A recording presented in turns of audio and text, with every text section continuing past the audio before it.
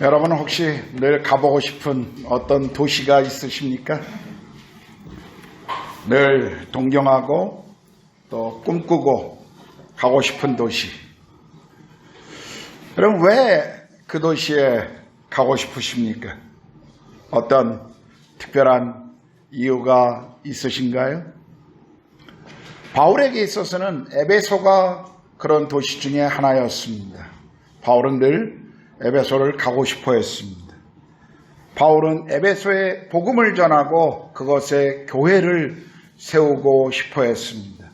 그래서 우리가 이미 보았던 것처럼 2차 전도여행을 떠날 때 바울의 원래의 목적지는 에베소였습니다. 그런데 성령께서 그것을 막으시고 그의 발길을 유럽으로 향하게 하셨던 것을 우리는 이미 보았습니다. 2차 전도여행을 마치고 고린도에서 바울이 떠날 때 그는 돌아오는 길에 에베소를 잠시 들립니다. 그것이 우리가 지난번에 보았던 18장 후반부의 내용이었습니다. 그는 그곳에서 유대인 회당에서 말씀을 가지고 함께 교제하면서 유대인들이 더 오래 머물러 주기를 요청했지만 바울은 하나님의 뜻이 있으면 내가 다시 돌아오겠노라고 약속하고 그를 파송했던 수리아의 안디옥 교회로 돌아가서 쉼을 갖습니다. 약 1년 정도의 안식의 시간을 거기서 가지고 바울은 다시 제3차 전도 여행을 떠납니다. 3차 전도 여행을 떠날 때 바울은 그가 1차 전도 여행 또 1차 전도 여행 때 세웠던 오늘날 터키 남부 쪽에 있는 교회들을 다시 방문합니다. 그리고 그 이후에 바로 에베소로 가는 것을 볼 수가 있습니다. 바울은 하나님의 뜻이면 내가 다시 돌아오겠노라고 말했던 그 약속을 지켰습니다.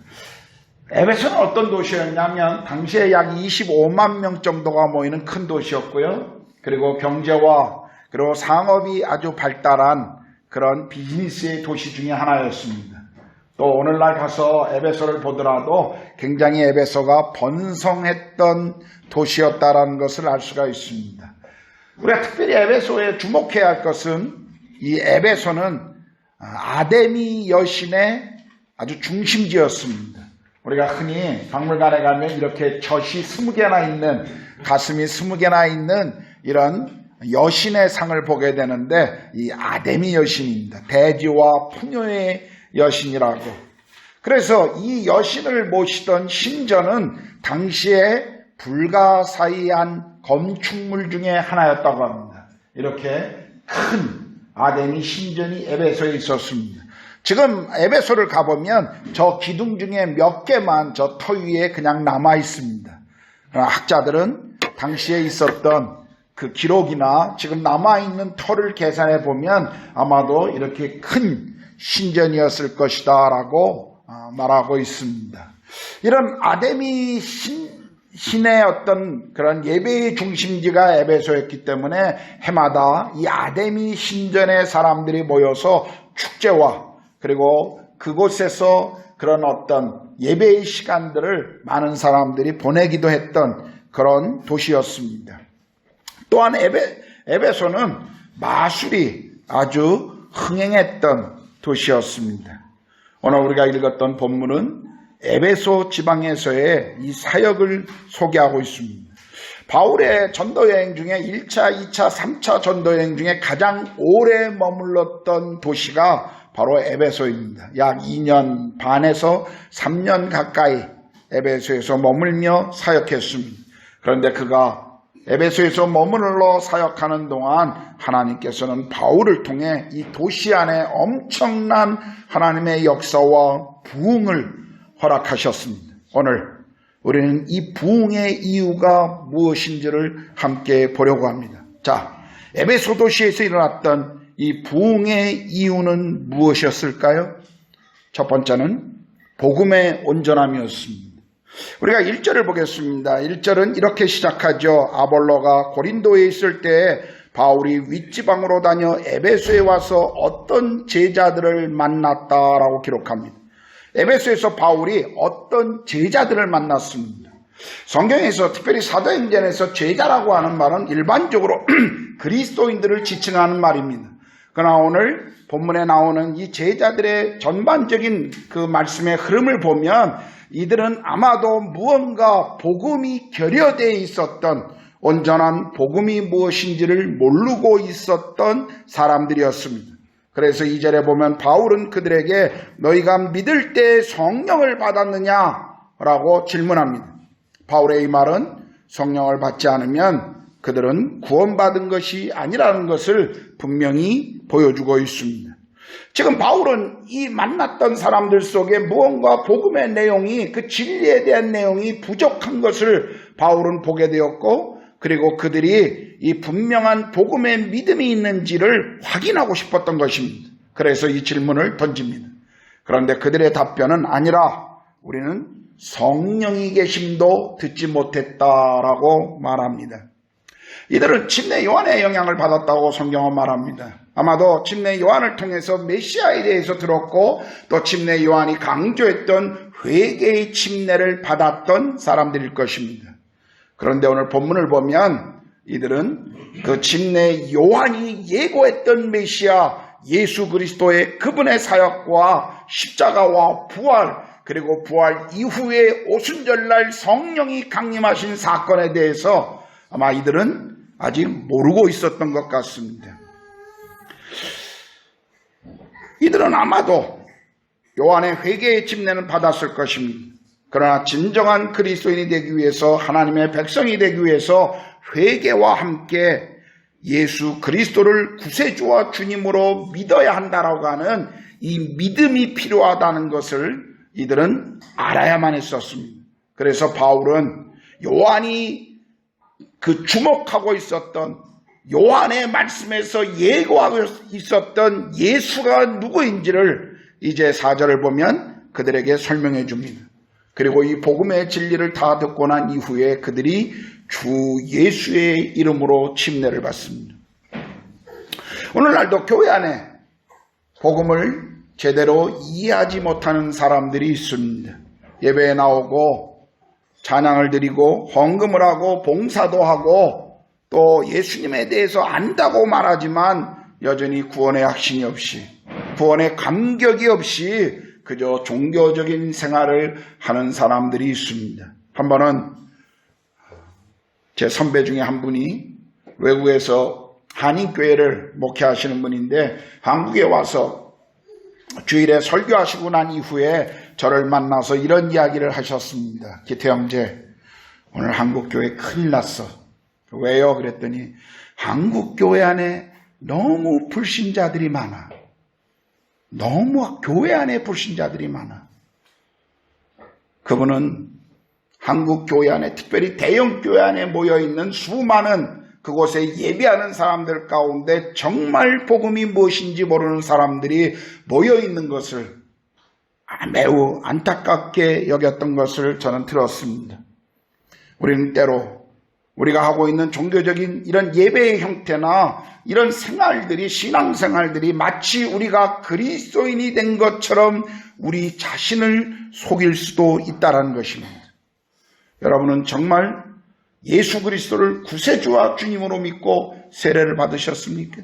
침례를 받으셨나요? 성경은 우리가 믿는 그 순간 성령이 우리 안에 내주하신다고 가르치십니다.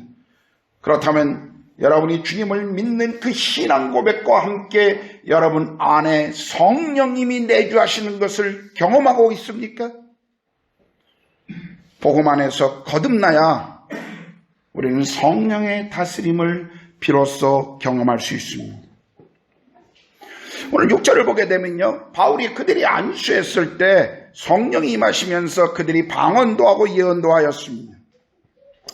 이 말씀이 교회 안에서 여러 가지 논란스러운 해석상의 논란을 일으키는 말씀이기도 합니다. 저는 신학적인 내용이 무엇인지, 어떤 논란이 있는지 오늘 설교에서 다 빼겠습니다. 여러분들이 궁금하시면 셀 모임에서 목자들에게 물어보십시오. 목자 모임에서는 이미 다 나눴습니다. 그러나 우리가 정말 이 말씀 속에서 주목해야 할 것이 뭐냐면 이것이 신학적으로 어떤 논쟁이냐가 중요한 것이 아니라 사도행전에서 이 말씀이 무엇을 우리에게 가르치기를 원하시는가를 우리가 주목해 볼 필요가 있습니다. 방언과 예언, 이 두 가지 성령의 은사들은 종종 초대교회 안에서 자주 사용되었던 은사였습니다. 사도행전에서의 방언은 사람들이 성령이 오셨음을 확인해주는 방법 중에 하나였습니다. 성령님은 믿는 자 가운데 임재하신다는 사실을 이런 방언이나 예언 같은 외적인 은사들을 통해서 사람들에게 확인시켜 주셨던 것입니다. 우리가 이미 보았던 사도행전 8장에 사마리아 지방에 빌립이 복음을 전했는데도 불구하고 그들이 예수를 믿었음에도 불구하고 베드로가 갈 때까지 성령이 거기에 임재하시는 것이 머물렀던, 또 우리가 10장에 고넬료의 가정에 베드로가 갈 때까지 성령께서 그곳에 머물러 있었던 것들을 우리는 봅니다. 왜 그러셨을까요? 이것은 사도행전은 복음이 어떻게 확장되어 가는가를 우리에게 보여주고 있는 역사서입니다. 사도행전의 관심은 방언이 어떤 형태로 왔느냐, 거기에 관심이 있지 않습니다. 그것이 어떤 역할을 했느냐에 관심을 가지고 있습니다. 방언은 또 예언은 종종 이런 역사들을 통해 초자연적인 방법들을 통해 성령이 오셨다는 것을 알 뿐만 아니라 교회 밖의 사람들이 그들 가운데 하나님이 무엇을 행하시는가를 확인시켜주는 하나님의 그 말씀의 진실성, 그리고 복음의 능력을 확인시켜주는 한 수단으로 성령께서는 이 은사를 종종 사용하셨습니다. 방언이 구원의 조건이나 또 성령님이 우리 안에 내주하신다라는 것을 말하는 기준이나 근거는 아닙니다. 방언해야 구원받는다든지 아니면 방언해야 성령을 받았다라고 말하는 그것은 성경을 잘못 오해하는 해석 중에 하나입니다. 우리가 방언이나 예언은 성령께서 주시는 은사 중에 하나이지만 그러나 초대교회에서는 종종 믿는 사람들이 그리스도 안에 소속되었다라는 것을 가시적으로 그리고 공개적으로 보여주기 위해서 사용한 것입니다. 저는 방언과 예언의 사역을 믿는 사람입니다. 오늘날에도 우리 신앙생활에 방언과 예언 같은 성령의 은사들은 굉장히 중요한 그리고 귀중한 체험입니다. 성령의 은사들은 종종 믿는 자들에게 신앙의 확신과 열정을 더해줍니다. 또 제가 믿기로는 온전한 복음 안에는 이 하나님의 말씀인 성경의 진리에 대한 확신뿐만 아니라 우리 삶의 실제적인 하나님이 어떤 분이신가를 실제적인 삶의 체험으로 경험하게 하는 은사도 필요하다는 것을 저는 믿습니다. 신앙의 체험은 아주 중요합니다. 그래서 저는 기도할 때마다 우리 교회의 성도들이 진리에 대한 말씀의 확신과 함께 성령의 은사들을 사모하고 경험할 수 있기를 기도하고 있습니다. 저는 여러분이 진리에 대한 말씀의 확신, 그 확신과 함께 여러분의 삶에 성령이 주시는 다양한 은사들을 경험하기를 정말 기도하고 축원합니다. 은사들, 그 은사는 방언과 예언만을 말하고 있는 것은 아닙니다. 성경에 다양한 은사들이 있습니다. 그 은사들은 몸을 섬기는, 그래서 하나님이 공동체를 섬기라고 주신 것입니다. 여러분들이 은사를 가지고 있다면 그 은사는 그리스도의 공동체를 섬기라고 주셨다는 것을 늘 잊지 말아야 합니다. 여기 복음의 온전한 선포, 복음의 온전한 가르침이 에베소 도시에서 시작되고 있습니다. 자, 부흥의 두 번째 이유는요, 복음의 인도하심입니다. 8절부터 10절을 보겠는데요. 바울이 회당에 들어가 석 달 동안 담대히 하나님의 나라에 관하여 강론하며 권면하되 어떤 사람들은 마음이 굳어 순종하지 않고 무리 앞에서 이 도를 비방하거늘 바울이 그들을 떠나 제자들을 따로 세우고 두란노 서원에서 날마다 강론하니라. 두 해 동안 이같이 하니 아시아에 사는 자는 유대인이나 헬라인이나 다 주의 말씀을 듣더라. 여기 온전한 복음이 전해지는 곳에 복음이 인도하는 그 과정을 한번 보십시오. 바울은 유대인의 회당에서 3개월 동안을 가르쳤습니다. 그러나 아마 반대에 의해서 그 안에 반대하는 무리들 때문에 더 이상 가르치질 못했기 때문에 그 속에 믿는 무리들을 따로 두란노 서원이라는 곳으로 모이게 해서 2년 동안 날마다 말씀을 가르쳤습니다. 당시에 아마 두란노라고 하는 것은 이 건물 주인의 이름이거나 아니면 그 서원에서 가르치고 있는 선생님의 이름이었을 것입니다. 당시에 일반적으로 더운 오후에는 어떤 일이나 강의를 하지 않고 쉬었다고 합니다. 역사적인 우리가 자료들을 보게 되면 보통 오전 11시까지, 이른 아침부터 오전 11시까지 일하고 오후 4시까지 5시간 동안은 오침을 하거나 아니면 쉬는 시간이었다고 합니다. 아마도 바울은 남들이 다 쉬는 이 오전 11시부터 오후 4시까지의 시간을 이용해서 두란노 서원을 빌려 그곳에서 날마다 성경을 가르쳤던 것입니다. 생각해 보십시오. 남들은 쉬는 시간에 제자들은, 그리고 영적인 것에 관심을 가지고 있었던 이 구도자들은 날마다 두란노 서원에 모여서 하나님의 말씀을 배웠습니다. 일주일에 한 번이 아니라 매일이라고 성경은 말씀하고 있습니다. 여러분, 우리가 기억해야 할 것은 교회 역사 속에 항상 우리가 발견하고 있는 것이 무엇이냐면 하나님의 말씀인 성경에 대한 갈증, 이 성경을 알고 싶어하는 열망들이 있는 곳에 늘 부흥이 시작됐다는 것입니다. 성경은 하나님의 진리의 말씀입니다. 우리 인생의 모든 질문에 대한 해답이 성경 안에 있습니다.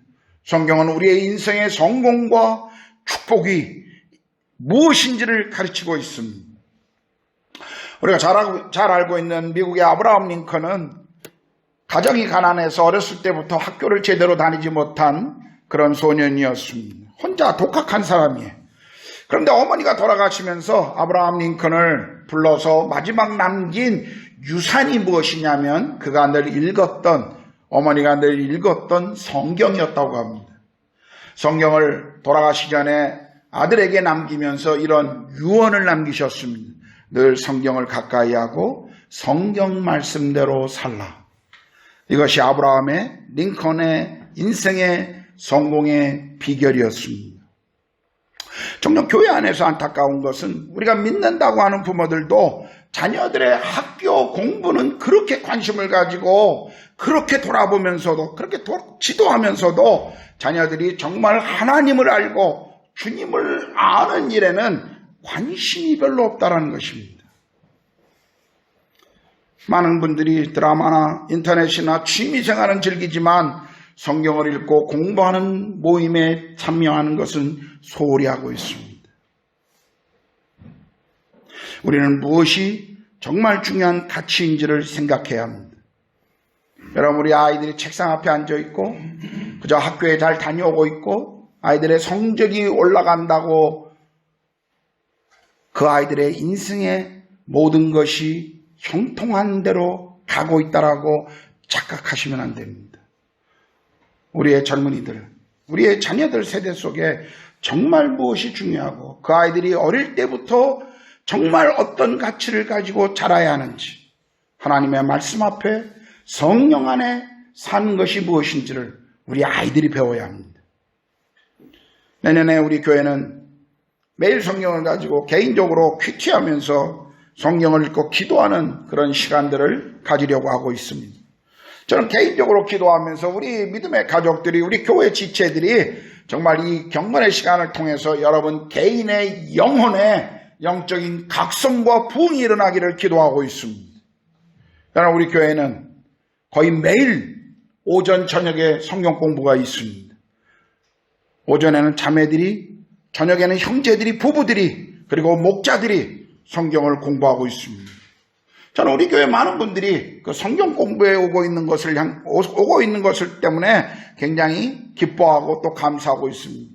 종종 다른 교회 목사님들이 어떻게 형제들이, 남자들이 밤에 그렇게 많이 모여서 성경을 공부하느냐고, 그 이유가 뭐냐고 묻는 분들이 참 많습니다.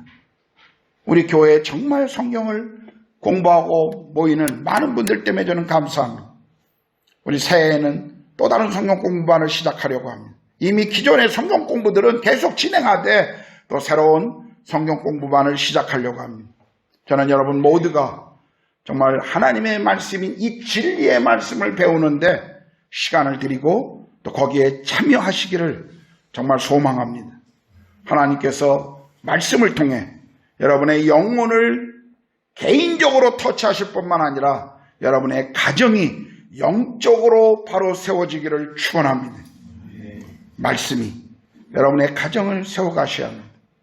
하나님의 말씀이 여러분의 부부관계를, 여러분의 자녀들과의 관계를 세워가야 합니다. 우리가 11절을 또 보게 되면 하나님이 바울의 손으로 놀라운 능력을 행하게 하셨다라고 하죠. 하나님의 말씀에 열정이 있는 곳에 일어나고 있는 이 기적을 보십시오. 하나님은 바울을 통해서 놀라운 기적을 행하셨습니다. 심지어 그가 일할 때 사용했던 수건이나 그의 앞치마를 가져다가 병든 사람들에게 얹으면 병이 낫고 귀신들도 쫓겨났습니다.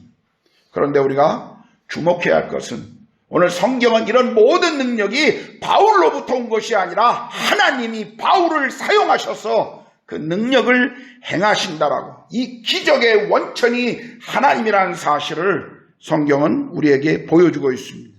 그런데 재미난 것은요, 바울의 이런 기적을 보았던 사람들 중에 어떤 이들이 이 바울의 기적을 흉내내기 시작했습니다. 아까도 말씀드렸습니다만 에베소는 마술을 아주 행하던 유명한 도시였습니다. 마술사들이 아주 많이 있었던 그런 도시였습니다. 특별히 그들이 그 바울의 기적을 주목해 보니까 바울이 늘 그 기적을 행할 때마다 주 예수 그리스도의 이름으로 한다라는 것을 이들이 들었습니다. 그것을 보았습니다. 그래서 이들이 무엇을 흉내냈냐면 똑같이 예수의 이름으로 그 능력을 행하려고 흉내를 냈던 겁니다. 왜 그랬을까요? 여러분, 당시의 마술사들은 또 오늘날도 마찬가지입니다. 마술을 행하거나 어떤 신비한 어떤 것들을 행하는 사람들에게 있어서는 늘 중요한 것이 뭐냐면 주문입니다. 그것도 정확한 주문. 우리 아라비안 나이트, 알리바바와 40인 도둑 이런 거 보면 이 돌문을 열 때 어떻게 하죠? 열려라 참깨, 열려라 콩깨. 그럼 절대 안 열립니다. 열려라 참깨 해야 열립니다. 한국말로 그렇게 번역했습니다만 그것은 어떤 의미냐면 정확한 주문을 외워야 어떤 일이 일어난다라고 사람들이 믿었던 것입니다. 당시에 마술사들이 그랬어요. 그래서 바울이 행하는 기적을 보면서 저가 어떻게 기적을 행하는가를 지켜보니까 예수의 이름을 사용하더란 말이에요. 그래서 똑같이 예수의 이름을 사용합니다. 그 중에 스게와의 그 아들들이 그것을 따라했다가 귀신이 내가 예수도 알고 바울도 아는데 너는 도대체 누구냐? 오히려 당하고 도망치는. 여러분, 일반적인 마술사들, 한국의 무당들도 마찬가지입니다. 아마 여기 신도 그 무당들도 똑같을 겁니다. 대부분 일반적인 샤머니즘의 마술을 행하는 사람들의 생각 중에 하나는 뭐냐면 내가 더 강한 귀신을 불러다가 약한 귀신을 쫓아낸다라고 생각합니다. 제가 한번 PD수첩을 보았더니 무당 중에 신내린 사람들도 이 등급이 있더라고요. 레벨이 있는 것을 보았습니다. 동자귀신이 맨 밑에 레벨이고 그리고 산신령 레벨이 제일 높은 레벨이라고 합니다. 그래서 우리가 무언가 어떤 귀신 들린 사람들에게 무언가를 행할 때 더 높은 힘을 가진 귀신을 불러야 한다는 것입니다. 지금 이들은 예수의 이름이 그런 높은 신 중에 하나일 것이라고 생각했던 것입니다. 그들이 오해한 것은 그 이름이 아니라 그 이름의 그분과의 관계를 가진 사람들 속에서만 하나님이 일하고 계신다는 것을 이들은 이해하지 못하고 있었습니다. 그저 돈벌이의 수단으로 어떤 방법을 알면 기적이 일어난다고 이들은 믿었던 것입니다. 제가 오래전에 학생 사역을 할 때 대학생들을 데리고 필리핀을 간 적이 있습니다. 1990년부터 93년까지 3년 동안 학생들을 데리고 필리핀을 갔는데 어떤 집에 전도하러 들어갔는데 재미난 걸 보았습니다. 보통 필리핀에 가면 이렇게 마당부터 마리아가 아기 예수를 안고 있는 이런 동상들이 참 많습니다. 주로 가톨릭이 많다 보니까. 근데 어떤 집에 들어갔는데 마리아의 아기 동상뿐만 아니라 예수상, 부처상, 공자상 그것이 집안에 쫙 놓여 있는 것을 보았습니다. 왜 당신은 이렇게 많은 동상을 가지고 있느냐라고 제가 물어봤더니 그 사람 대답하기를 나는 모든 신들에게 기도해서 축복한다고. 그렇게 사람들에게 기도해 줌으로 돈을 받는 소위 종교적인 사기꾼이었습니다. 오늘날도 이런 사람들이 많습니다. 방법은 조금 다를지 몰라요. 그러나 오늘날 기독교 안에도 이런 방법들로 잘못된 방법으로 사람들을 미혹하는 사람들이 있습니다. 여러분 현혹되지 마셔야 합니다. 이런 예수의 이름을 사용함으로 기적이 올 것이라고 잘못 오해했던 사람들의 이 행동 때문에 그리고 그들이 어떻게 또 그 상황 속에서 당했는가를 주변 사람들이 봄으로 오히려 이 사건은 예수의 이름이 무엇인가 그 진정한 의미가 무엇인가를 에베소 사람들에게 드러나게 해주는 기회가 되었습니다. 이런 기적들은 온갖 미신과 거짓 마술이 많았던 이 에베소에 누가 진정한 하나님이신가 하는 것을 보여주었습니다. 오히려 예수님이 어떤 분인가를 더 분명하게 보여주는 계기가 되었던 것입니다. 그래서 사람들은 두려워했고 예수님의 이름을 더 높이는 기회가 된 것입니다. 저는 우리 교회 안에도 이런 기적들이 일어나기를 늘 기도하고 있습니다. 저는 찬양을 듣는 가운데 늘 찬양팀의 찬양 속에 정말 우리 안에 영혼을 메고 있는 모든 것들이 자유가 선포되어지고 그리고 우리의 육체의 질병이 떠나가고 그리고 우리의 영혼 속에 우울증과 불면증과 우리의 영혼과 정신을 붙들고 있는 그 모든 악한 것이 정말 우리가 찬양과 예배와 그리고 주님을 높이는 그 시간 속에서 사라지기를. 여러분 저는 복음이 그런 일들을 가능케 하는 능력이라고 믿는 사람입니다. 우리가 복음을 믿고 있는 사람들이라면 이 복음의 주체이신 그리스도가 누구신가를 우리가 믿고 있는다면 우리 안에 왜 하나님이 그런 일들을 시작하지 않으실까요? 저는 우리 속에 말씀이 흥황될 뿐만 아니라 이 말씀을 믿는 사람들의 삶에 하나님이 그 말씀을 표적을 통해서 확증해 주시는 그 기적들이 일어나기를 저는 늘 기도하고 있습니다. 복음이 그것을 가능케 하기 때문에 그렇습니다. 복음의 메시지가 올바로 증거되는 곳에 그리고 복음의 그 능력을 믿는 사람들 속에서는 하나님이 일하심들이 나타난다는 것입니다. 우리는 그것을 보아야 합니다. 오늘 본문에 나타난 부흥의 세 번째 이유는 복음의 통치하심입니다. 우리가 18절 19절을 보겠습니다. 한번 같이 읽어볼까요? 18절 19절 다 같이 시작. 믿은 사람들이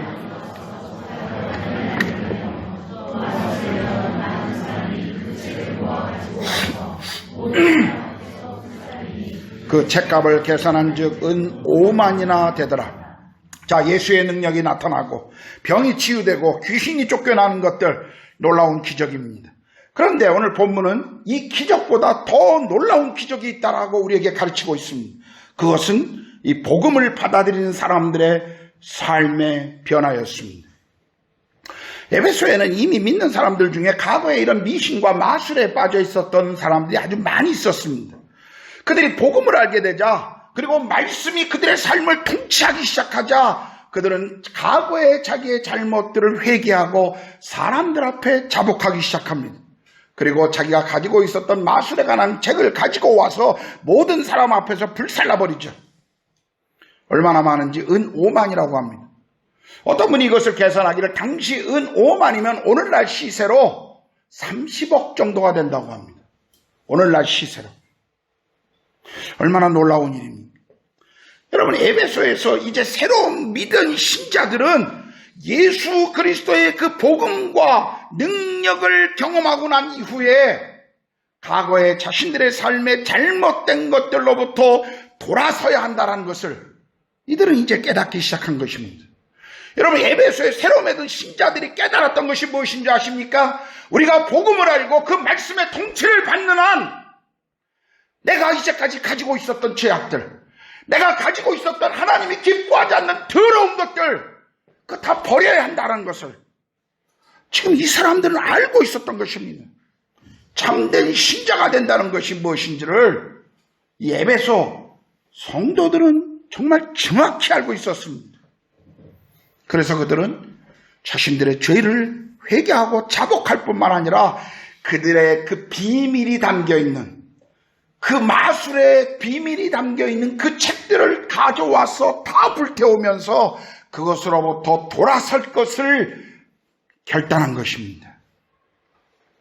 이것이 주님을 믿을 때 우리 가운데 찾아오는 변화입니다. 여러분, 우리에게도 이런 변화가 필요하지 않습니까? 여러분은 복음을 알고 계시나요? 그리스도를 만나셨습니까?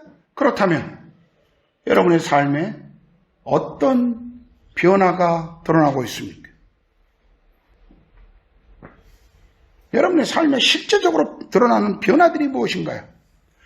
여러분, 우리가 사도행전을 계속 보고 있는데 사도행전 속에서 계속 우리가 발견하는 것이 무엇입니까? 복음이 증거되는 곳에는 반드시 거기엔 변화가 있었다는 것입니다. 예수를 믿었는데도 변화가 없다. 복음을 알고 있는데도 변화가 없다. 미안하지만 여러분, 짝퉁입니다. 흉내는 내고 있지만 짝퉁인 거예요. 여러분이 정말 복음을 알고 복음의 능력을 안다면 우리는 변할 수밖에 없습니다.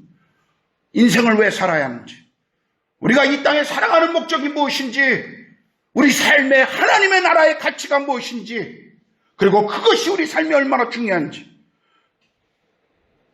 말씀이 우리의 부부관계를, 말씀이 우리의 가정을, 말씀이 나와 자녀들과의 관계를, 말씀이 내 직장을, 말씀이 내 삶 전부를 통치하셔야 하는 것입니다. 여러분, 예수 믿는 걸 담배 정도 안 피고 술 정도 안 먹는 걸로 생각하지 마십시오. 여러분, 복음은 그 정도가 아닙니다. 복음은 우리의 전 삶을 뒤집어 놓는 것입니다. 우리는 이런 신앙의 진정한 변화가 우리에게도 필요합니다. 이런 변화가 일어나려면 오늘 에베소 지방의 성도들처럼 우리가 먼저 우리의 죄를 자복하고 버려야 합니다. 우리 안에 숨겨져 있는 죄들, 우리 안에 은밀히 남들은 모르지만 우리가 즐기고 있는 비밀스러운 죄들, 여전히 우리 속에 붙들고 있는 더러운 것들, 우리가 주님보다 더 사랑하고 있는 것들, 여러분, 우리는 그 죄를 고백하고 그 죄를 버려야 합니다. 우리는 이 말씀을 보면서 성령께서 우리의 마음을 살피시고 정말 우리 속에 버려야 할 더러운 것들이 무엇인지, 정말 우리 삶에 다시 주님 앞에 드려야 할 것이 무엇인지를 우리는 보여달라고 기도해야 할 것입니다. 주님께 나아가는 것, 그분 앞에 성숙을 이뤄가는 것을 방해하는 것들, 그것을 끊어버릴 것을 우리는 결단해야 합니다. 여러분, 오늘 2019년 마지막 주일입니다. 하루 이틀이 바뀌면서 새해가 찾아온다는 것, 뭐 그렇게 특별한 일 아닐지도 모릅니다. 그러나 늘 새해라는 것, 늘 새롭다고 하는 것, 새로운 시간이 시작한다는 것은 무언가 우리로 하여금 새롭게 결단하고 또 새로운 각오를 다지는 시간입니다. 저는 2019년 이 마지막 예배를 드리면서 여러분, 2020년 새해 주님이 기뻐하지 않는 것들을 가지고 그 해를 맞이하지 않기를 원합니다. 정말 주님이 기뻐하지 않는 것, 오늘 다 자복하고 정결한 심령으로 새롭게 새해를 맞이하실 수 있기를 축원합니다. 기도하겠습니다.